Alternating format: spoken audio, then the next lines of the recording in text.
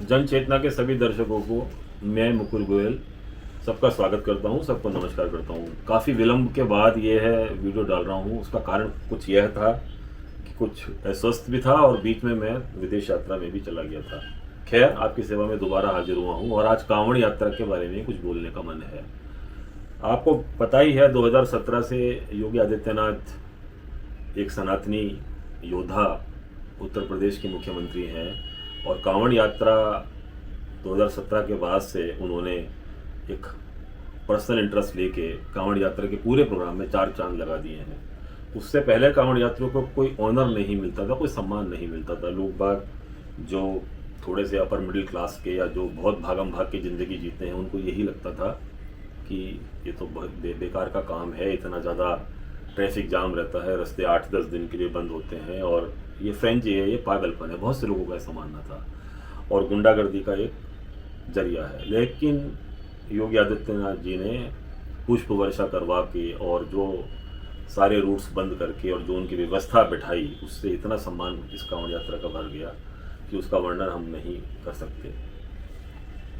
कांवड़ लाने वाले उत्तर प्रदेश में हरिद्वार से गंगा जल लेते हैं और मैं ऐसे बहुत से लोगों को पर्सनली जानता हूं जो कि गंगोत्री तक से कांवड़ लाते हैं। उनके जज्बे को, उनके साहस को यह चैनल और मैं मुकुल गोयल हार्दिक नमस्कार, हार्दिक अभिनंदन करता हूं। बहुत ज़्यादा उनके इस एफर्ट को सराहता हूं। आज मैं बोलना चाहता हूं इस कांवड़ यात्रा के साइड इफ़ेक्ट्स के बारे में। जैसे हमने कुंभ मेले के साइड इफ़ेक्ट्स के बारे में आपसे चर्चा की थी, उसी प्रकार यह जो कांवड़ यात्रा है, यह कोई बेकार की वस्तु नहीं है या कोई ऐसी ही चलती फिरती चीज़ नहीं है। एक बहुत बड़ा यज्ञ है, बहुत बड़ा एक तरीके से कांवड़ यात्रा एक कुंभ के समान ही है, क्योंकि इसमें लाखों लोग इन्वॉल्व होते हैं। आज मैं पढ़ रहा था करीब 30 लाख लोग हरिद्वार से कांवड़ लेके चलते हैं, कोई कभी कोई कभी कोई कभी। और कांवड़ यात्रा सिर्फ हरिद्वार का नहीं है। आपको मैं जिन लोगों को पता ना हो शायद, जो उत्तर प्रदेश या दिल्ली के हो, सुल्तानगंज एक जगह है बिहार झारखंड में, वहाँ से भी लोग बाग 100 किलोमीटर चल के बाबा वैद्यनाथ, जो कि एक ज्योतिर्लिंग है, आपको पता है 12 ज्योतिर्लिंग है, उनमें से एक वैद्यनाथ धाम भी है। वैद्यनाथ धाम का जो ज्योतिर्लिंग है, वहाँ पे जाके जल चढ़ाते हैं और बहुत अद्भुत नज़ारा रहता है। वहाँ आस्था का जो सैलाब आता है वो शायद हमारे हरिद्वार को भी बीट ना कर दे, इतना ज़्यादा आता है। 100 किलोमीटर का वहाँ भी एक पूरा पथ है जो कि लोग बाग करते हैं। खैर, अब हम चर्चा करेंगे कांवड़ यात्रा के पॉजिटिव साइड इफ़ेक्ट्स की। हर साल सावन आते ही केसरिया रंग की बाढ़ आ जाती है। हजारों लाखों कदम एक ही उद्घोष लेके चलते हैं, ओम नमः शिवाय का जाप करते हैं, बोल बम बोलते हैं और भोले बाबा की भक्ति में डूबकर उस यात्रा को अंजाम देते हैं। इसके मानसिक और शारीरिक फायदे हैं। आप कल्पना कीजिए, 100 किलोमीटर चलना एक यज्ञ के समान है। लोग बाग हाइकिंग करने जाते हैं, इतना पैसा खर्च करते हैं, 25-25 हज़ार के जूते खरीदते हैं एडवेंचर के लिए। उनको आनंद आता है, साहस अपना दिखाते हैं। उसी प्रकार से यह भी एक साहस भरा एक्सपेडिशन है। इसको एक तरीके से भक्ति रस में डूबा हुआ एडवेंचर स्पोर्ट ही माने, उसको ऐसा ही मानना चाहिए यूथ्स को। तो जो सबसे बड़ा पॉजिटिव इफेक्ट है वो ये है कि इससे मन और तन दोनों की सेवा होती है। मन प्रफुल्ल होता है, मन को शांति मिलती है और तन मजबूत होता है।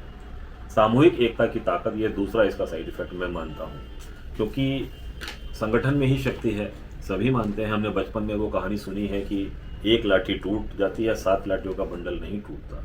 तो इसी तरीके से संगठन में शक्ति, ये संगठन को भी दर्शाता है। सनातन का संगठन इससे सर्वविदित होता है कि कितनी एकता है इन लोगों में। सब केसरिया रंग के कपड़े पहन के जाते हैं और लौटते हैं। यह सिर्फ एक धार्मिक यात्रा नहीं है, सामाजिक प्रयोग भी है। तो समाज की एकता को बल मिलता है, सामूहिक एकता की जो ताकत है वो निखर के आती है। सब एक लाइन में चलते हैं, एक दूसरे की मदद करते हैं। किसी एक के चोट या जरा सा भी कुछ दर्द होता है तो सब इकट्ठे होकर उनका उपचार करते हैं, उनको सहारा देते हैं और उनको सहायता करते हैं। यह कोई कम बड़ी बात नहीं है, यह जज्बा बहुत ज़बरदस्त है। कई रिपोर्टों में देखा गया है कि मुफ्त भोजन, दवाई, पानी, सेवा देने वाले सैकड़ों लोग खड़े रहते हैं। तो सामाजिक समरसता भी इस कांवड़ यात्रा के द्वारा बढ़ती है। जातिवाद नाम की चीज़ खत्म हो जाती है। कोई नहीं पूछता ब्राह्मण हो कि जाट हो कि आप क्षत्रिय हो या वैश्य हो, कोई नहीं पूछता। सब कांवर्थी होते हैं, सब जय श्री राम, ओम नमः शिवाय, बोल बम के नारे लगाते हुए चलते हैं। तो यह जज्बा एक देखने लायक चीज़ होती है। एक साइड इफेक्ट इसका मैं मानता हूँ मानसिक और शारीरिक स्वास्थ्य, क्योंकि मानसिक जब आप 100 किलोमीटर पैदल चलते हो तो आपका मन एकाग्रता चाहता है, भक्ति रस में डूबता है, और बाद में एक इतना बड़ा संतुष्टि, एक सेटिस्फैक्शन मिलता है कि उससे आपका मन प्रसन्न होता है। एक फोकस्ड माइंड आपको इस एक्सपीडिशन के बाद मिलता है। तो यह यूथ जो है एक तरीके से फोकस होता है इसके बाद। शारीरिक स्वास्थ्य की तो बात ही नहीं, हमने अभी पहले बताया कि लोग बाग एक्सपीडिशन करते हैं, टीवी पे प्रोग्राम आता है खतरों के खिलाड़ी, उसमें कितने लोग उसको देखते हैं, कितने उसमें एडवेंचर होते हैं। तो इसको भी एक एडवेंचर स्पोर्ट्स की तरीके से, जो कि भक्ति रस में डूबा हुआ है, ऐसा इसको मानना चाहिए, ना कि इससे परेशान होना चाहिए। थोड़ी बहुत दिक्कतें आती हैं, ट्रैफिक जाम होता है, कुछ होता है, लेकिन इन सबको थोड़ा सा इग्नोर कर देना चाहिए, क्योंकि साल में एक बार ये होता है, कोई हर महीने तो होता नहीं है।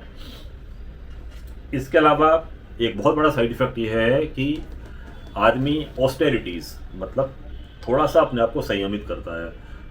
जितने भी यूथ वहाँ जाते हैं वो कुछ दिन के लिए शराब सिगरेट से दूर हो जाते हैं। यह कोई कम बड़ी बात है। डिसिप्लिन में आते हैं लोग बाग, अपनी जो उनकी गंदी आदतें हैं उनको छोड़ देते हैं कुछ दिन के लिए, कि जब तक मैं ये यज्ञ करूँगा ये मैं छोड़ दूँगा। तो ये बहुत बड़ा इसका साइड इफेक्ट है कि आदमी अनुशासित रहता है। आत्म अनुशासन का इससे बढ़िया उदाहरण और कोई भी नहीं होता है। अब बात करेंगे अर्थव्यवस्था की। लोग बाग यह कह सकते हैं कि जी सब कुछ काम अपना छोड़ छाड़ के छुट्टी लेके दफ्तर से, या किसान अपनी फसलों पर ध्यान नहीं देता और 10 दिन के लिए या 5-6 दिन के लिए निकल पड़ता है। जो ये थोड़ा बहुत नुकसान यदि अर्थव्यवस्था को होता है तो उससे 10 गुना फ़ायदा। रास्ते भर लोगों के सामान बिकते हैं, लोगों के खाने पीने के होटल चलते हैं, इतना ज़्यादा कांवर का सामान लोग बाग खरीदते हैं हरिद्वार जाके, तो अर्थव्यवस्था को एक बूस्ट ही मिलता है, और ग्रामीण अर्थव्यवस्था को खास तौर पे, क्योंकि जो भी सामान लोगों को वहाँ अपनी कांवर के लिए चाहिए वो सब स्त्रियाँ ज़्यादातर अपने घर पे तैयार करती हैं, या कहीं से इकट्ठा बल्क में लाती हैं, फिर बहुत मामूली लाभ लेके बेचती हैं। तो अर्थव्यवस्था और स्थानीय रोजगार का एक बहुत अच्छा इसका एक साइड इफेक्ट निखर के आता है। भक्ति भाव से जब लोग जाते हैं तो एक हमने पुरानी कहावत बुजुर्गों से सुनी है कि भक्ति में ही शक्ति निहित होती है। तो जो भी भक्ति से के संग जो यूथ इसको लेने जाता है, या कोई अधेड़ अवस्था के लोग भी बहुत इसमें शामिल होते हैं, स्त्रियाँ भी बहुत, अकेली लड़कियाँ भी लेके आती हैं, ग्रुप्स में भी लेके आती हैं, तो सारा परिदृश्य एक बहुत सुहाना, बहुत सुंदर लगता है। तो हम ये देखते हैं कि एक आध्यात्मिक अनुभव शक्ति का भी होता है। तो इन सब चीज़ों को सुनने के पश्चात मेरा ये आपसे आग्रह है कि आप सड़कों पे कांवड़ियों को देखें तो उनके बारे में कुछ अन्यथा ना सोचें, उनको बहुत ज़्यादा श्रद्धा से नमन करें कि कितना बड़ा काम ये सनातन एकता के लिए कर रहे हैं। अपने तो भला कर ही रहे हैं, पूरे समाज का, पूरा देश का भी भला कर रहे हैं, कितने लोगों को प्रेरित करते हैं। स्पेशली आप देखिए जो गंगोत्री से जल लेकर आते हैं और अपने लोकल मंदिर में आके जलाभिषेक करते हैं, कितना बड़ा जज्बा है, कितनी बड़ी उनकी एक्सपेडिशन है, कितना बड़ा उनका साहस है।